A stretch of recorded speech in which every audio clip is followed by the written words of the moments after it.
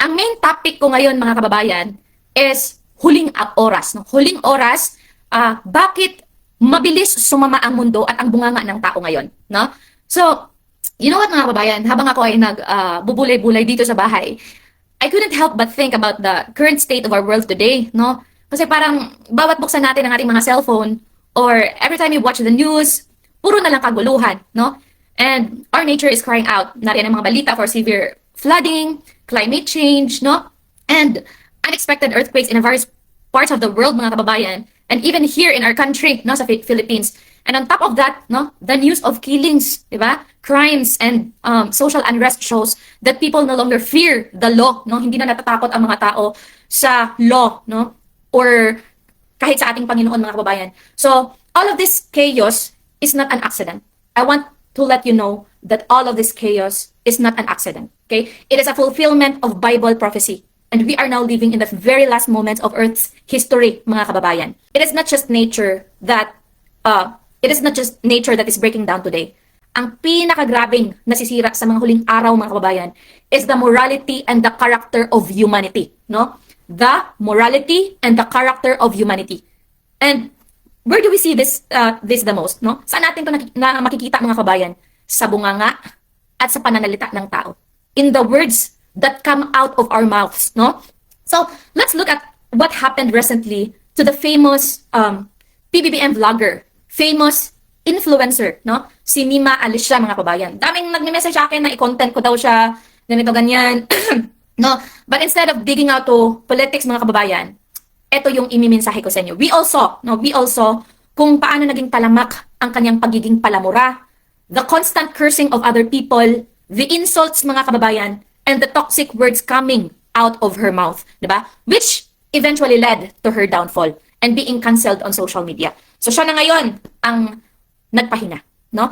But let's be honest, mga kababayan, kapuso, kapatid, hindi lang naman si Mima Alicia ang ganito, okay? In our generation today, cursing and profanity have become the new normal, no? Sa TikTok, sa Facebook, sa mga online games, no? Bata man o matanda, kulang na lang na gawing bantas o kama ang pagmumura sa bawat pangungusap, mga kababayan. And bad language is being celebrated as cool, no? Cool. While those who speak with purity, mga kababayan, and respect are mocked or called old-fashioned. Gaya ko, daming nagme-message sa akin, mga kababayan, pinapatay. So, this is exactly what Apostle Paul prophesied in 2 Timothy chapter 3 verse 1 to 2, mga kababayan. Ano mang sabi doon? But know this, no? Sabi niya, ngunit unawain mo ito. Sabi saya pa, apan hibalo ikini, that in the last days perilous times will come, no? Na sa huling araw ay darating ang mga panahong mapanganib. For men will be lovers of themselves, lovers of money, boasters, proud, blasphemers, disobedient to parents, and thankful, unholy.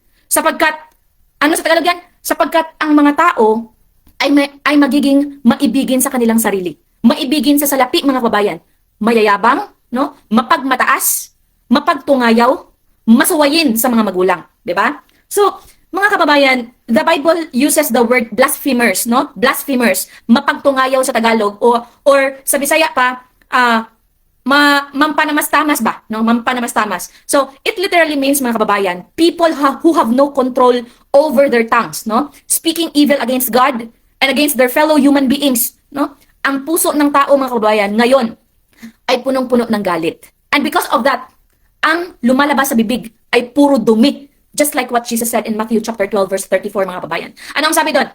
For out of the abundance of the heart, the mouth speaks. Sa Tagalog, sapagkat sa kasaganaan ng puso ay nagsalita ang bibig. Unsa man sa Bisaya na, sa mga Bisaya people dyan, kay gikan sa kadagaya sa kasing-kasing musulti ang baba. So mga kababayan, aside from the moral decay, no? Aside from the moral decay, look at the natural disasters happening right now in the Philippines, mga kababayan. Not just in the Philippines, but all around the world. Ang matitinding bagyo, ang mga biglaang lindol, mga kababayan, Jesus warned us about this in Matthew chapter 24 verse 6 to 8, no? So anong sabi doon? Anong sabi doon? It says there, and you will hear of wars and rumors of wars. Sabi niya, at makakarinig kayo ng mga digmaan at mga balita ng mga digmaan. For nation will rise against nation and kingdom against kingdom, no? At sabi niya, sapagkat titindig ang bansa laban sa bansa, no? And there will be famines, pestilences, and earthquakes in various places. All this are the beginning of sorrows, no? At magkakaroon ng mga gutom, mga lindol sa iba't ibang dako, at ang lahat ng mga bagay na ito, mga kababayan, ay pasimula ng mga hirap. So mga kababayan, the phrase beginning of sorrows, pasimula ng mga hirap, or sa Bisaya pa, sinugdanan sa mga kasakit, it refers to labor pains, mga kababayan. The labor contraction of a pregnant mother, no? As the birth of the baby comes closer, mga kababayan, the pain becomes more frequent and more intense, no? So ganyan ang mga sakuna ngayon. They are becoming more frequent and more destructive because this world is groaning under the weight of sin, mga kababayan. And because of this, the warning of Noah's time is repeating today. Repeating today. What happened to Mima Alicia is a strict warning, mga kababayan, to all of us on social media. Diba? Ano man ang sinabi ng Matthew chapter 12 verse 36, mga kababayan? Anong sabi doon? But I say to you that for every idle word men may speak, they will give account of it in the day of judgment. Ang sabi sa Tagalog, anong sabi? Anong Tagalog niyan? At sinasabi ko sa inyo na ang bawat salitang walang kabuluhang sabihin ng mga tao ay ipagsusulit nila sa araw ng paghuhukom. Sa Bisaya pa, mga kababayan, og sultian ko kamo nga sa adlaw sa paghukom ang mga tao magatubag sa tagsa kapulong nga walay kapuslanan nga ilang gilitok, no? So if a worldly influencer just like Mima Alicia, mga kababayan, can lose everything and fall because of her tongue in front of human eyes, mga kababayan, how much more when we stand before a holy God on Judgment Day? Diba? So, mga kababayan, why are we sharing this today? No? Why are we sharing this today? It is not because of politics, mga kababayan, ha? Why are we sharing this today? Because God has given us a final message of love and warning to the world, mga kababayan. The three angels' messages in Apocalypse chapter 14, verse 6 to 7, mga kababayan. Anong sabi doon? Anong sabi? Open your Bible. Kung may Bible kayo, may Bible ako dito. May Bible ako dito. So, eto palaging sandalan ko, mga kababayan.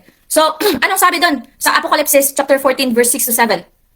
Sabi niya, it states there, fear God and give glory to Him, for the hour of His judgment has come, and worship Him who made heaven and earth, the sea, and springs of water. Sabi, matakot kayo sa Diyos at magbigay luwalhati sa Kanya, sapagkat dumating na ang oras ng Kanyang paghatol at sumamba kayo sa gumawa ng langit at ng lupa, ng dagat at ng mga bukal ng tubig. What does Efeso chapter 4 verse 29 instructs us? Unsa may gi-instruct? Ano ang instruction ng Efeso chapter 4 verse 29 sa atin? Anong sabi doon?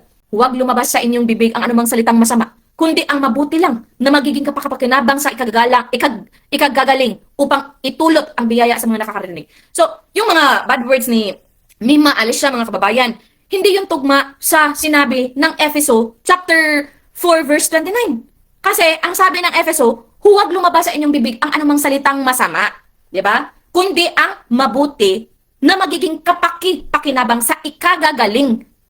Saan man banda sa mga pagmumura ni Mima Alicia ang nakakabuti sa inyo at pakinabang? Saan banda? 'Di ba? So mga kababayan, mahirap talaga, no? Mahirap talaga. Kaya kailangan natin na we must be part of yung prinsipyo ng Apocalypse chapter 14 verse 12. Anong sabi doon?